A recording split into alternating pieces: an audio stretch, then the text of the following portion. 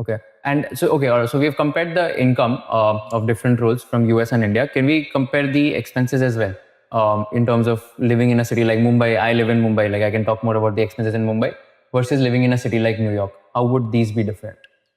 I mean, your biggest expense in both the cities is going to be rent. Yeah. So let's try to compare the rentals. I'll tell you about the property that I live in or maybe the vicinity that I live in. So in a city like Mumbai, in Lower Parel, which is like a finance hub or which is like a slightly premium location as compared to the other parts, a 2 BHK in a building where I stay would be in the range of rupees 1.5 lakhs to 1.8 lakhs per month, which is again like $2,000. 2,000, yeah, 2,000 to $2,500 a month. How much would that be in New York? It would again really depends on which area, what kind of building. Is it like a luxury building? Is it like a walk up? Walk up is like there are no elevators, which is can get tough on your knees. But so it really depends, wide range. But if you live in a comparative neighborhood for Lower Parel, which I think is Midtown, it's easily for a 1-bedroom must be maybe like 3,000 in a walk up with no doorman to $6,000-7,000 a month in a high-end luxury building. Got it. So the place where we are shooting this podcast right now, so it's my friend's place. So this is a 1 BHK. And the like 35 for it. Yeah, so this is $4,000 a month. Yeah. So I think this must be 600 to 700 square feet. Yeah. And this is but again, this is a decent. I mean, this is a decent luxury building. Has a doorman, has an elevator, has amenities. Right. I'm sure there's a gym and things like that in the building. So those go at a premium. Got it. So if we can talk about your monthly expenses, so what would those monthly expenses be? I mean, the thing,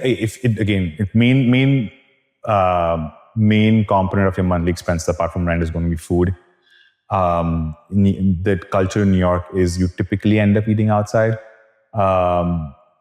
So unless you're cooking at home, which is a bit rare because if you're living alone, you have to do everything from scratch. So it takes a lot of time.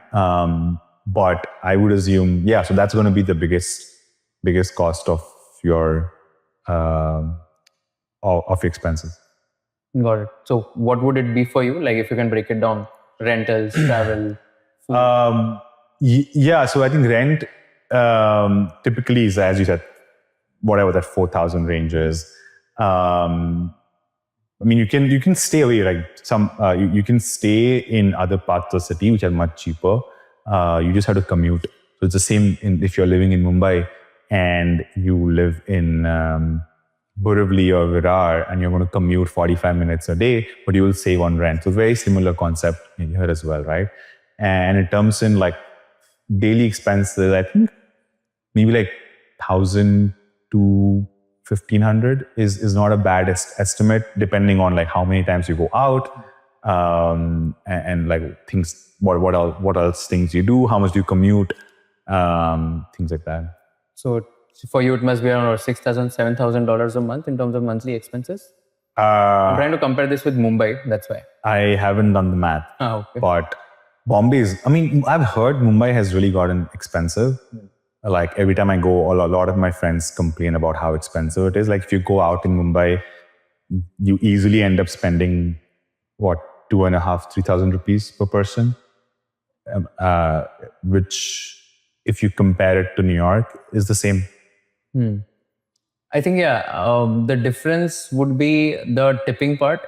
In Mumbai, I think there's no concept of tipping, etc. Fair. Here, there's an additional 15-20%. Now it's minimum 20 nowadays. It's minimum? I mean, if you don't like the service, you tip 18%. If you like the service, it's 25%, but 20 is now the average. So even if you don't like the service, you have to tip 18%? You have to tip. And you have to tip in general. Yeah. Oh, got it. Because again, the way it's structured, and I don't know why and how, but the minimum wage is not enough, and most of them are on minimum wage. So you have to supplement it through tips. Got it.